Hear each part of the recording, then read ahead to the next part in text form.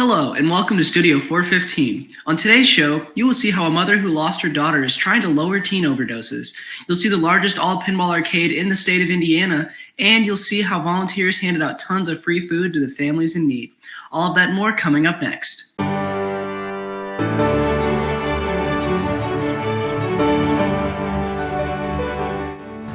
She thought it was just going to be a phase, and it ended up costing her her life. Hopefully becoming the largest all pinball arcade in the world. We've had plenty of help, so people are just excited to help their neighbors.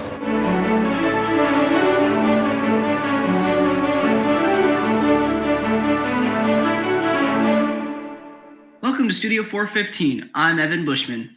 On October 12th, tragedy struck the Fort Wayne community with the passing of a former Carroll student from an overdose. In the wake of a heartbreaking incident, family members and the community at large wish to help others facing the same struggles. Studio 415 reporter Alan Sizemore has more on the story. A month has gone by since the passing of Whitney Ramona Croston, known by her friends and family as Mona. After attending Carroll as a junior, Croston transferred to Northside as part of the graduating class of 2020 and passed away this year.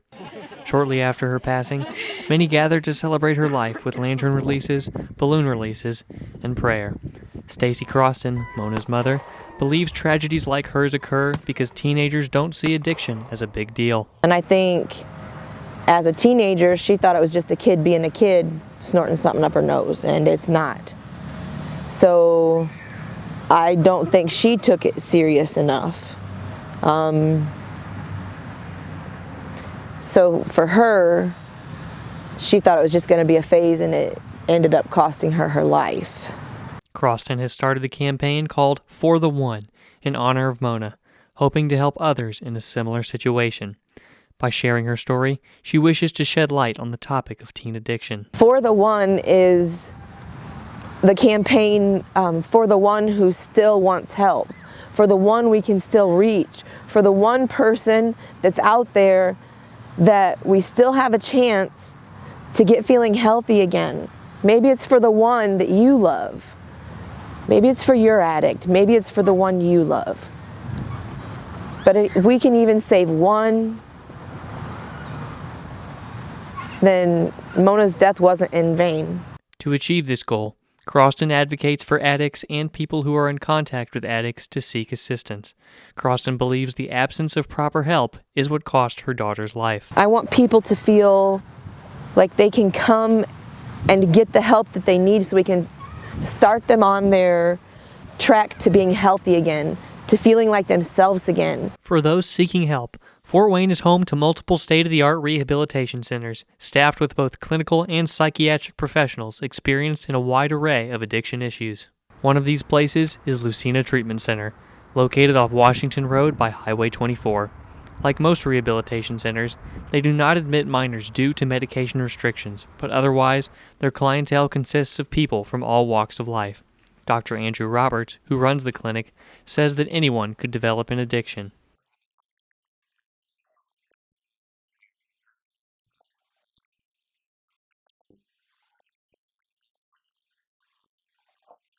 In Fort Wayne, fatal drug overdoses doubled in April and then tripled in May, highlighting the dramatic increase of addiction in the local community. This sudden rise can most likely be credited to COVID-19.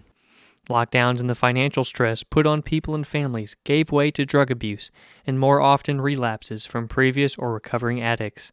As overdoses and drug use overall rise, addiction specialists say it is more important than ever to seek help.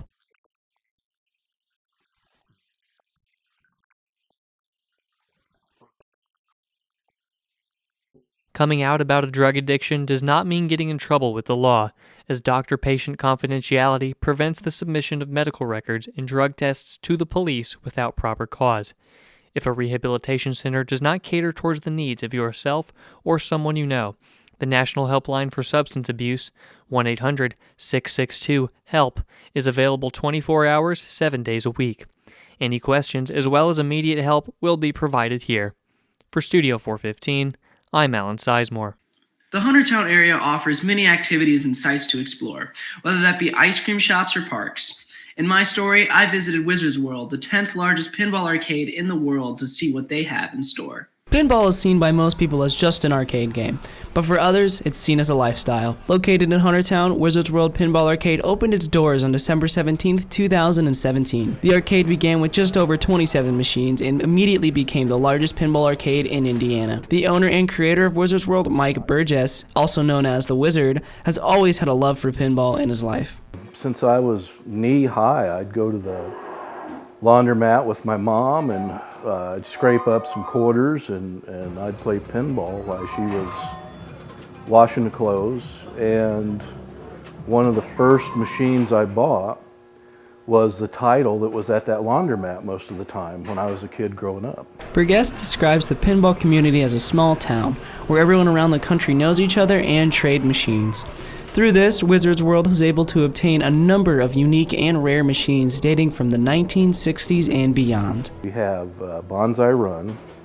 It's a regular pinball machine, but it also, you can play in the back glass. So not only do you have the regular table, you can put the ball up into the back glass and continue to play the machine there. That's a really unique machine. I got really lucky picking that one up. It was in great condition. In addition to this, Wizards World also has many limited edition pinball tables, with a number of the newer ones having much more advanced programming. The newer machines are so awesome because they can write so much code. Avengers Infinity Quest, there's 25 pages of rules for that machine.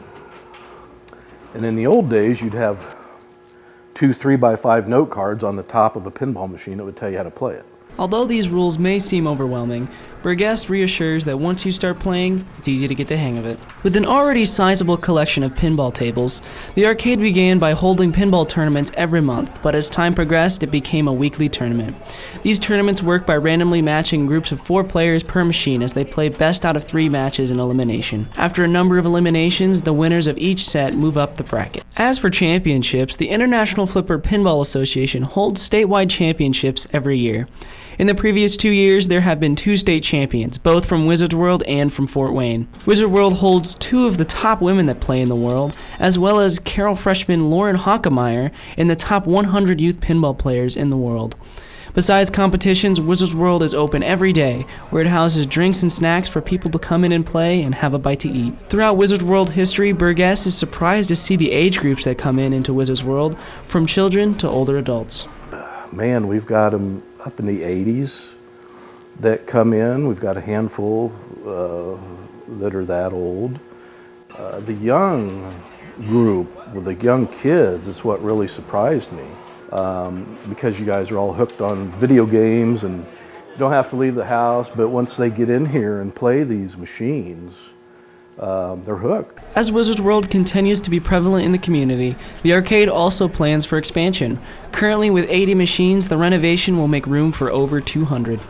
I just purchased the building, and eventually we will expand, hopefully becoming the largest all pinball arcade in the world. Wizards World has competitions every Monday night from 7 p.m. to 9 p.m. If you want to find more information, you can go to their Facebook page or fortwaynepinball.com. For Studio 415, I'm Evan Bushman. Now we will take a look at the upcoming forecast. Fu, will we need a winter coat this week? Appreciate it, Evan. We will not be needing our winter coats yet. Meteorologist expert Fu Lee here live from home. A decent amount of precipitation is moving from West Coast to states like Oregon, Washington, and California. However, not much action is happening in the Midwest. With the average temperatures dropping as we get closer to Thanksgiving, this week it's going to be warmer compared to last week with a little bit of hail. Wednesday, it's going to be a high of 46 and a low of 37 and partly cloudy. Thursday, it's potentially going to be reaching a high of 60 and the wind will be blowing around 20 miles per hour. The low is going to be around 48 degrees and still partly cloudy. An overview for Friday and into the weekend. Friday follows the same trend as Thursday, partly cloudy once again. However, this will be the first chance of precipitation seen in the week, but only about 20%. Just be wary if you're trying to enjoy the weather. Friday is going to be a week high of 62 and a low of 41. Saturday and Sunday, the temperatures drop back into the 50s. There will be a greater chance of rain on both of these days compared to Friday. Saturday is going to be a high of 57 or a low of 44, while Sunday, once again, with the potential of rain, is going to be a high of 56 and the week low at 35. Make sure to bundle up and stay safe and mask, Carroll. That's all from me. Back to you, Evan. For this week's Charger Challenge, we will send it out to Andy Newman, who is with the volleyball team for a little target practice.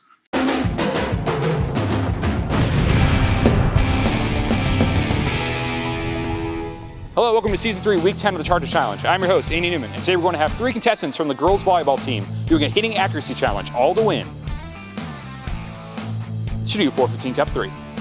Let's go.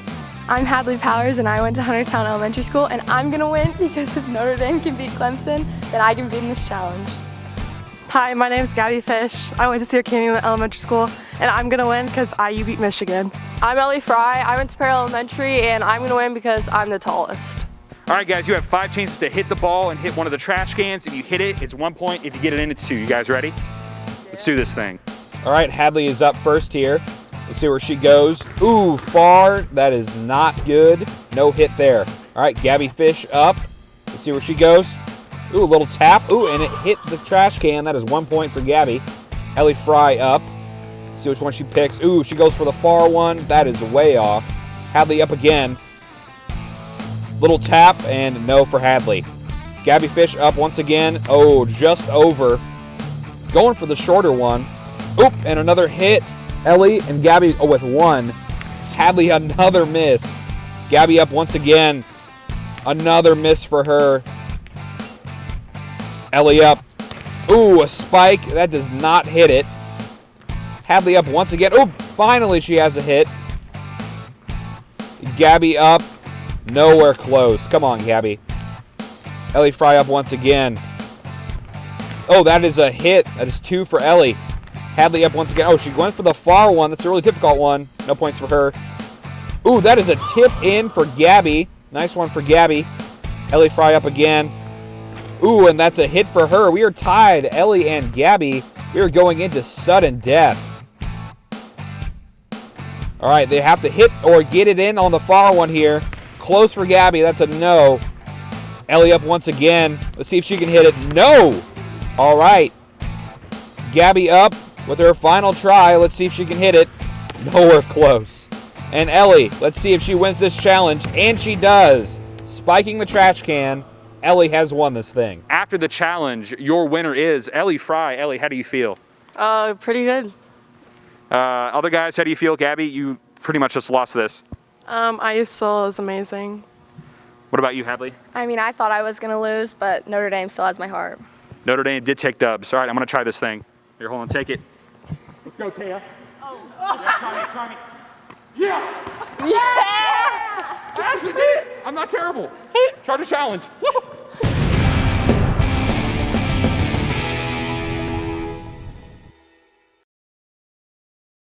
Students are receiving free lunches at schools, but the Farmers to Families Food Box program is giving free food to the rest of the family. Studio 415 reporter Robert Shear joins us now to tell us more. COVID-19 has created many new challenges for us to take on, but it has also created many new opportunities for people to bless others. The Farmers to Families Food Box program is one of those blessings. Since the beginning of the program on May 15th, around $4 billion have been put back into the community through food. The United States Department of Agriculture, or USDA, contacted Marker and told her about their Farmers to Families Food Box program. The goal of this program was to provide COVID relief under the Families First Coronavirus Response Act, which they have achieved as of October 31st. Marker was ecstatic about the proposal from the USDA. I said, "What do you mean trucks?" And she said, "Well, you can have up to 6 semi-loads." And I said, "Do we have to take them all at once?" And she said, "No, you can spread it out. It just has to be delivered by the 31st of the month." As a portion of the Coronavirus Food Assistance Program, on April 17th, the USDA exercised their authority under the Coronavirus Response Act by purchasing and distributing agricultural products to those in need. After all the transportation done by the USDA, it was left up to St. Patrick's Church and volunteers to hand out the boxes. but we've had adequate numbers every night, every distribution. We've had plenty of help, so people are just excited to help their neighbors. This regional project has been implemented through the USDA's Agricultural Marketing Service by partnering with national, regional, and local distributors. These distributors have been crucially impacted by the closing of food service businesses. Round 4 of distribution aimed to purchase $500 million worth of food, a large amount even when compared to its previous rounds, $1.7 to $3.6 billion worth. It started November 1st and plans to go to December 31st. Round 3 took place during October from the 19th to the 31st. Behind me are boxes brought to St. Patrick's Church on Arcola Road by a semi supplied by the USDA. About 6,000 boxes have been delivered so far, each containing 25 pounds of food. People of Indiana and the Arcola community made up a line more than 100 cars long and stretching a few miles. People came for food boxes for themselves or for other families unable to make it to the church. On the 26th, 28th, and 31st of October, enough boxes were left over that volunteers and other cars were able to take extra home for themselves or for any families they knew that needed food. No, it's great for the Arcola community. Anything we can do to help, and the pastors put this together. They're really community-minded, so it's awesome, and thank you guys for coming out and sharing the story. Good news is good news. Is always good news. For Studio 415, I'm Robert Shear. And that's all we have for today. Thanks for watching. If there's a story you would like us to cover, please send us an email and let us know. For all of us here at Studio 415, have a great week, Carroll.